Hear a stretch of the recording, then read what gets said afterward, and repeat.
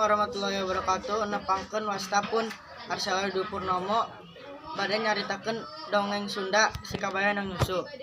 Dina hiji kampung aya keluarga nyaeta keluarga si kabayan jeung Nyi Iteung. Dina hiji waktu si kabayan balik ti kebon teh balik ka imah. Terus teh aya Nyi Iteung keur nyusuan anakna di enggon. Keur kitu torojo salakina nyaeta si kabayan. Sok diuk gigireun pamajikanana nu masih keneh nyusuan. Teu disangka anu jeletot teh bujur anakna nu keur nyusuan teh diciwit ku si kabayan. Satarik-tarikna atuh si kabayan teh